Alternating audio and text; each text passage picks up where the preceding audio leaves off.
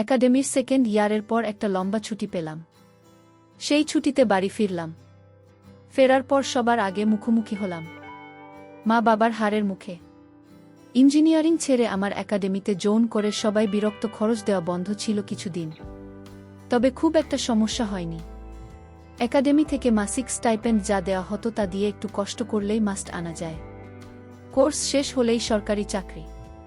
তবু তাদের খুশি করা দুঃসাধ্য। বাড়ি ফেরার পর জানতে পারলাম মা বাবা দুজনেই ইন্ডিয়া যাবে ডাক্তার দেখাতে। আমার 1 মাস একাই থাকতে হবে।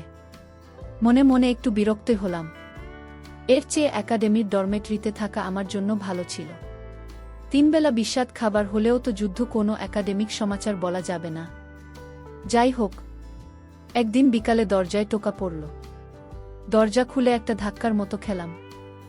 বাইরে একটা মেয়ে দাঁড়িয়ে আছে, বেশ সুন্দরী, ফর্সা, গায়ের রং রেশমের মতো, ঢেউ খেলানো চুল নেমে গেছে কোমর পর্যন্ত। এখনকার মতো শীতের দিন হয় একটা শাল গায়ে, দোহারা গড়নের শরীর, তবে মোটা নয়। স্বাস্থ্য ভালো। সবচেয়ে বেশি আকর্ষণীয় তার চোখ দুইটা, বৈদুর্যমণি মতো অন্তর্ভেদী দৃষ্টি ও 2 চোখে মনে হয় যে ছিঁড়ে খুঁড়ে দিচ্ছে। এমন ভয়ঙ্কর সুন্দর চোখ সচরাচর দেখা যায় না। আমাকে হা করে তাকিয়ে থাকতে দেখে মেয়েটা নিজেই বলল, আংটি আছে? ও হ্যাঁ। আসেন, ভেতরে আসেন। না, ভেতরে যাব না, একটু দরকার ছিল। আন্টিকে ডেকে দেন। আমি মাকে ডেকে নিয়ে এলাম। মা আসলে তাকে কি যেন বলে চলে গেল মেয়েটা। মেয়েটা চলে যাবার পর বেসন আগ্রহের ভাব দেখিয়ে মাকে প্রশ্ন করলাম, কে? নিচতলার ভাড়াটিয়া ফরিদের বুক। ফরিদ মিয়া বিয়ে করেন, তবে বেশি দিন হয়নি। আমি আর কিছু বললাম না। 2 দিন পর মা বাবা চলে গেল বাসায়, একদম একা। করার কিছু নেই। সারাদিন সিমাই। বাবার বদলির চাকরি ছিল। এখানে থিতু হবার আগে এত জায়গায় ঘুরেছি যে খুব বেশি বন্ধু বানানোর সুযোগ হয়ে ওঠেনি কখনোই। টুকটাক যারা আছে তারা কেউ শহরে নেই। একদিন ঘুম ভাঙবে সকাল সকাল। বাইরে কুয়াশা। ডিমার পরোটা ভেজে খেতে খেতে হালকা রোদ উঠল। ভাবলাম ছাদ থেকে ঘুরে আসি। একটা সিগারেট খাওয়া যাবে ছাদে হাঁটতে হাঁটতে। আমি ছাদে যেতেই দেখি ছাদের বাগানের মাঝখানে সেই ভাড়াটিয়া মানে ফরিদ সাহেবের স্ত্রী একটা মডার চেয়ার নিয়ে বসে আছে। রোদের মধ্যে সামনে খাতা কলম। আমি যেতেই ঘুরে তাকাল। আমি সৌজন্য দেখিয়ে একটু হাসলাম। ভাবি কেমন আছেন? ভালোভাবে পাল্টা হাসি। আপনি ভালো আছেন জিবি? আমি উসকুস করতে শুরু করলাম। এখানে সিগারেট খাপ কিভাবে? আমি ছাদে পায়চারি করতে শুরু করলাম। করার মতো কিছু পাচ্ছি না।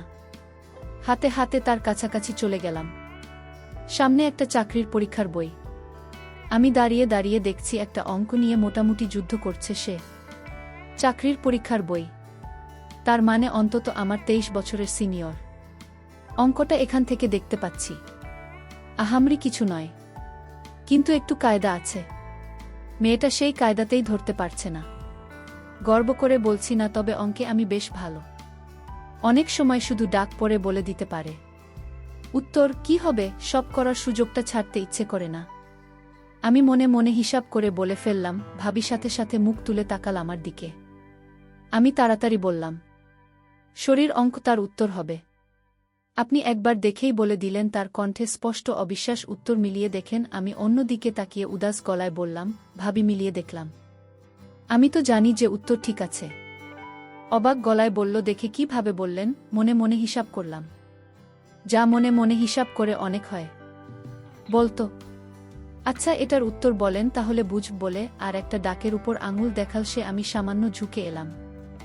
উনার ঘাড়ের উপর হালকা একটা ঘ্রাণ নাকে এলো কোল্ড ক্রিমের। মাথা ঝিমঝিম করে উঠল। সাথে সাথে অঙ্কের দাগটা একবার পড়লাম। এই অঙ্কটাও আহামরি কিছু না। পিতা পুত্রের বয়স অঙ্কের মতোই। খানিকটা একটু চোখ বন্ধ করে হিসাব করতেই পেয়ে গেলাম। সোজা হয়ে দাঁড়াতে দাঁড়াতে বললাম, পিতার বয়স 62 আর পুত্রের বয়স 28। এবার সত্যিই অবাক হলেন ভাবি। ইস, আপনার তো দারুণ মাথা অঙ্কে। আমি কেন যেন মেলাতে পারি না। আমি ফস করে বলে ফেললাম, আমি মাঝখানে কাছেই। আপনি চাইলে আপনাকে পড়াতে পারি। আসলে সময় দেবেন? আপনার অসুবিধা হবে না তো? অসুবিধার কি, আপনাকে পরেই বরং আমার সময় কাটবে। ভাবি খুশি হয়ে গেল। তারপর আলাপে আলাপে জানলাম ভাবির নাম রেশমি। ফরিদ সাহেবের গ্রামে বাড়ি, এই বছরই কলেজ থেকে অনার্স পাশ করে এখন সরকারি চাকরির চেষ্টা করছে। আমি বললাম, আমি তো মাত্র সেকেন্ড ইয়ার, আমাকে তুমি করেই বললেন। আচ্ছা বলবো। সেই থেকে শুরু হলো। প্রতিদিন সকালে ফরিদ সাহেব অফিসে চলে যাবার পর ভাবি আর আমি ছাদে যাই অঙ্ক রায়। নানা বিষয়ে আলাপ করি। আলাপ করতে করতে ফ্রি হয়ে গেলাম অনেকটাই। সব বিষয়ে আলাপ শুরু হলো। একদিন ভাবে বলল, তোমার গার্লফ্রেন্ড নাই? আছে, আবার নেইও। মানে? অবাক হন রেশমি ভাবি। মানে আমরা একজন আরেকজনকে পছন্দ করি কিন্তু প্রেম করি না। কইরা ফেলো ভাবি পরামর্শ দেয়। আরে ধুর, আমি হাত নেড়ে উড়িয়ে দেয়। কমিটমেন্ট আমার ভাল লাগে না। আলাপ চলতে থাকে। পরের দিন ভাবি গোসল করে এসেছে। আমি সকালে গোসল করা নিয়ে একটু দুষ্টামি করতে রেশমি ভাবে লজ্জায় লাল। একদিন সকালে হাঁটতে বের হয়েছিলাম। বাড়ি ফিরলাম। কোচো ভর্তি শিশির মাখা শিউলি ফুল নিয়ে ভাবিকে ফুলগুলো দিতেই সে ভারী খুশি হল। এত বাড়াবাড়ি উচ্ছ্বাস চোখে লাগার মতোই। আমি প্রশ্ন করে ফেললাম, কেন? ফরিদ ভাই তো নিশ্চয়ই আরও অনেক ফুল দেয়। ভাবি শুনে দীর্ঘশ্বাস ফেলে পরে দিয়া, এগুলো হয় না। পরক্ষণেই আপন মনে বিটবিট করে বলল, আরে তো একটা জিনিসই। আমি বললাম, কি বললেন? না কিছু না ভাবে এড়িয়ে গেলেন। আশা করি কোনো সমস্যা আমার সাথে শেয়ার করতে পারেন। আরে না, কি সমস্যা হবে? আমি আর কথা বাড়াই না। অঙ্কের বইটাতে নেই। পরের দিন থেকে শুরু হয় সত্যপ্রবাহ। ভয়াবহ শীত। বাইরে এক হাত দূরের জিনিস কুয়াশায় দেখা যায় না, এমন অবস্থা। লেপ মুড়ি দিয়ে একটা বই পড়ছি। এমন সময় দরজায় টোকা পড়ল। আমি বিরক্ত হয়ে উঠে গিয়ে দরজা খুললাম। ভাবে দাঁড়িয়ে আছে। আজ দেখা নাই, তোমার খোঁজ নিতে আসলাম। বলল সে, এই শীতের মধ্যে কই আর যাব, আপনি ভেতরে আসেন। আমি পড়ার জন্য আসলাম। ও আচ্ছা। খেয়াল করলাম তার হাতে কোনো বই নেই। বই খাতা কোথায়? ভাবি একটু অপ্রস্তুত হয়ে গেল। আমি হেসে ফেললাম। আচ্ছা, আজ পড়ার দরকার নেই, আসুন গল্প করি। দুজনে ঘরে বসলাম। এই গল্প সেই গল্প। আমি আমার লাইফের কথা বললাম, যতটা সম্ভব ভাবে একটু চাপাচাপি করল। আমি নিরুপায় হয়ে বানিয়ে বানিয়ে খানিকটা শুনিয়ে দিলাম। এরপর ভাবেই বলল, তোমার খাওয়ার ব্যবস্থা কি? এখনো তো রান্না করি নাই। খাবার কি? দেখি কি খাওয়া যায়, চলো তোমাকে রান্না করে দেই। আমি একটু ভদ্রতা করে মানা করলাম, কিন্তু ভাবি আমাকে টেনে ওঠা। দুজন মিলে রান্না বান্না সালাম ফরিদ ভাইয়ের জন্য নিয়ে যান বললাম, কিন্তু ভাবেই মানা করে দিল। তাদের বাসায় রান্না করা আছে। জোরাজুরি করাতে বলল, তোমার ভাই জানে না যে আমি তোমার সাথে এত টাইম কাটাই? মাইন্ড করতে পারে। আমি ভ্রু কোচকান, কিন্তু কিছু বললাম না।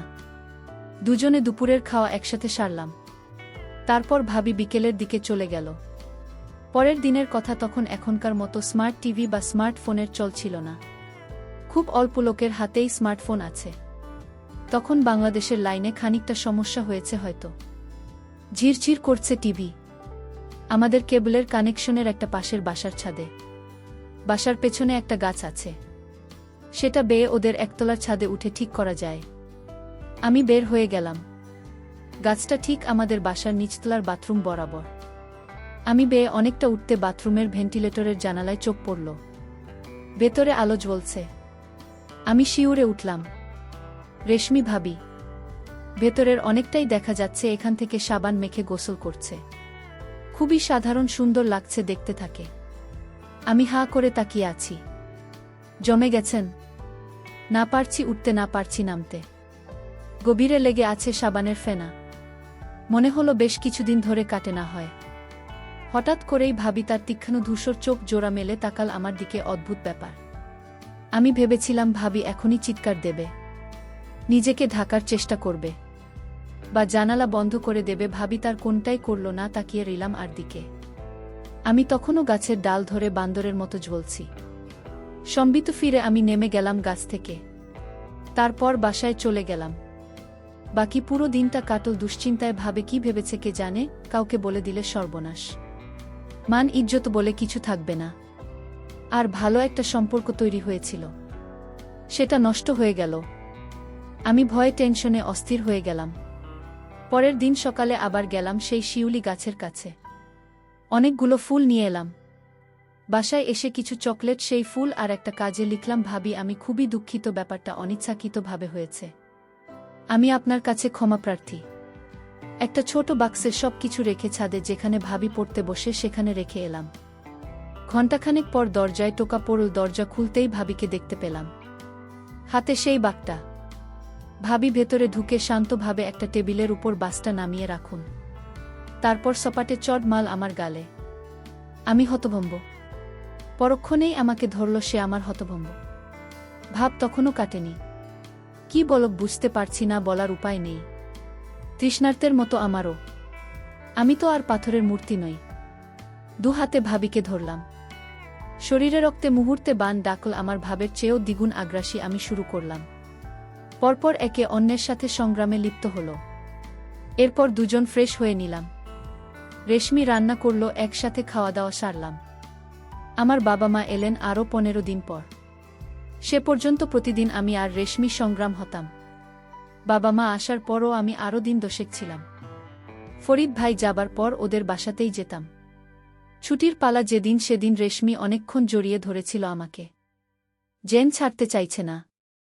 মায়া কাটাতে হয়, উপায় ছিল না। ছুটি শেষে একাডেমিতে ফেরত যায়। 1 মাস পর ফরিদ ভাইকে বদলি করে দেওয়া হয় অন্য জেলায়। রেশমির সাথে আর কখনোই আমার দেখা হয়নি। মাস 3 পরে আমার ছোট মামার বিয়ে ঠিক হলো, আমরা সবাই নানা বাড়ি যাব। আমরা মানে আমার সব খাবার আর খালাত ভাই বোনরা। আমার খালাতো ভাই একটা, তার বয়স 5, আর খালাতো বোন 6 জন। সবার বর না, ওর নাচ 2য় বর্ষের ছাত্রী। তারপরে 2টা, এবার সীমা আর স্বর্ণা 2 জনই অনার্স 1ম বর্ষে। তারপর হলো কেয়া এবার এইচএসসিতে দুপুরে বা রেস শেষ করছে। সবশেষে হলো মোমো এবার ক্লাস 9-এ। আমরা সবাই বিয়ের 5 দিন আগে নানার বাড়ি হাজির। আমার জন্য সোনায় সোহাগা বিয়েতে নাজমা আমার ছোট খালাকে আমার কাছে পাব। যারা আমার প্রথম গল্প করেছেন তারা নাজমা আর আমার ছোট খেলার কথা জানতে পারবেন। আমার প্রথম গল্পের নাম হলো আমি আর আমার ছোট খালা। যা বিয়েবাড়িতে আমরা সবাই হাজির হলাম। আমার খালাতো বোন গুলির নয়নের আমি হলাম আমি। আমি সবার বড়, তার উপর আমার সিদ্ধান্ত সবার কাছে মূল্যবান। আমি সবাইকে নিয়ে বসলাম, আলোচনা করে সিদ্ধান্ত নেব। গায়ে হলুদ আর বিয়েতে আমরা কি করব। আমার এক পাশে ছোট খালামনি, আরেক পাশে বর্ণা বসে আছে। নাজমা এখনো আসেনি। আমরা বসে সব প্ল্যান তৈরি করলাম। আমরা সবাই একসাথে এক ঘরে থাকব, সারারাত গান নাচ আর হুল্লোড় করব। ছোট খালা কাজ নিয়ে ব্যস্ত। আমি একবার হাতের নাগালে পাচ্ছি না। মনিখাল সময় বের করতে পারছেন না। আসলে সবাই থাকার কারণে কিছুই হচ্ছে না। এর মধ্যে মনিখালে এসে বলল, যা হবে সব রাতে আমি যে নই কিনে আনি। আমি বাজারের উদ্দেশ্যে রওনা দিলাম। আমাকে দেখে বর্ণা আবদার করল সে আমার সাথে যাবে। আমিও না করতে পারলাম না। হাঁটি হাঁটি পা করে বন্যাকে নিয়ে বাজারের উদ্দেশ্যে রওনা হলাম। বন্যা সম্পর্কে বলেন, এই বর্ণা অনেক চোটে আমার খুব ভক্ত। আর বর্ণা দেখতে দেখতে সুন্দর, তবে শরীর তেমন সুন্দর না। বর্ণাকে দেখলে কেউ পছন্দ করবে, তবে তারও দেখলে যে কেউ পাগল হয়ে যাবে। আমি বললাম, বর্ণান্তর কোনো বয়ফ্রেন্ড আছে? না, নেই। আমি বললাম, মিথ্যা বলে লাভ নেই। থাকলে আমাকে বল, আমি তোকে সাহায্য করব। না, আমার কোনো বয়ফ্রেন্ড নেই। আমি দেখতে কোনো রাজকন্যা নয় যে আমার বয়ফ্রেন্ড থাকবে। আমি বললাম, কে বলেছে তুই দেখতে সুন্দর না? বর্ণা বলতে হবে কেন? আমার কাছে মানুষগুলিকে দেখলেই বোঝা যায়। আমি বললাম, কি বোঝা যায়? বর্ণা তুমি বলতো, তুমি আমাকে ঠিক করে দেখেছ। আমি বললাম, তা দেখেনি। কারণ তুই আমার খালাতো বোন। বর্ণা, আমি তো তোমার আপন বোন না যে আমার দিকে তাকানো যাবে। আমার মধ্যে কিছু নাই যে আমাকে তুমি দেখবে। শোনো ভাই, আমি এমন কোনো মেয়ে না যে মানুষ দেখে বলবে, দেখ দেখ একটা সুন্দর মেয়ে যাচ্ছে। আমি বললাম, তা কেন হবে? তুই অনেক সুন্দর। বর্ণা, আমাকে পাপ দিতে হবে না। আচ্ছা সত্যি করে বলতো, আমাকে দেখে তোমার কখনো অন্য রকম ইচ্ছে হয়েছে? আমি বললাম, অন্য রকম মানে? বর্ণা, অন্য রকম মানে অন্যরকম মানে কি ঠিক করে বল। বর্ণা, কোনো সুন্দরী মেয়ে দেখলে তোমরা যা মনে কর। আমি বন্যার কথা শুনে চুপ হয়ে গেলাম। আমি ভাবতেই পারিনি বর্ণা আমাকে এরকম কথা বলতে পারে। আমি চুপ করে আছি দেখে বলল, আমি জানি তুমি আমাকে পছন্দ করো না। আমি বললাম, আরে না, সে রকম কিছু না। আমি তোর কথা শুনে অবাক হয়েছি। বন্যা অবাক হওয়ার কি আছে, আমি যথেষ্ট বড় হয়েছি, আমি সব বুঝি এবং জানি। আমি বললাম, কি জানেন আপনি? বর্ণা একটা ছেলে আর মেয়ের চাওয়া পাওয়া। আমি বললাম, চাওয়া পাওয়া তো অনেক রকমের হয়। বর্ণা, চাওয়া পাওয়া সম্পর্কে আমি সব জানি। এখন আমার কথার উত্তর দাও। আমাকে দেখে কি তোমার কোনো কিছু করতে ইচ্ছে হয়? কোনো কিছু মানে?